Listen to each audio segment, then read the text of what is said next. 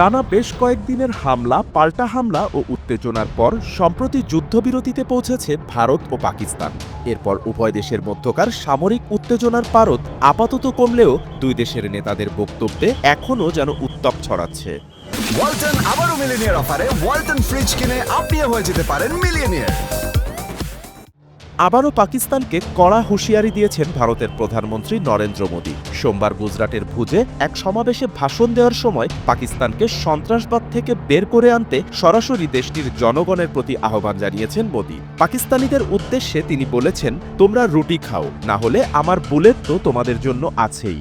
पाकिस्तान को आतंक की बीमारी से मुक्त करने के लिए पाकिस्तान के अवाम को आगे आना होगा, पाकिस्तान के नौजवानों को आगे आना होगा। सुख चैन की जिंदगी जियो,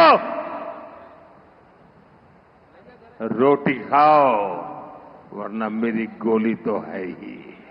সামরিক উত্তেজনার পারদ আপাতত কমলেও ভারত সিন্ধু নদের পানি চুক্তি স্থগিত করায় উভয় দেশের সম্পর্কে এখনও উত্তাপ বজায় রয়েছে। ভারতের পানি বিষয়ক পদক্ষেপে বিপদে পড়েছে কোটি কোটি মানুষ, এমনকি এটিকে আন্তর্জাতিক আইন লঙ্ঘন হিসেবেও উল্লেখ করেছে Islamabad. It is such a fantastic and cooked up story that you can just laugh about. I'll ask few questions on this. The first question is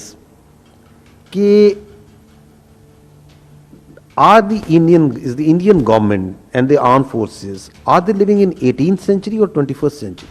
আন্তর্জাতিক বিশ্লেষকরা মনে করছেন ঠিক এই মুহূর্তে মোদির এই উস্কানি ভালোভাবে নেবে না পাকিস্তান। মোদির এই কথার জবাব পাকিস্তান কখন, কোথায়, কিভাবে দেবে সেটির দিকেই তাকিয়ে এখন আন্তর্জাতিক মহল।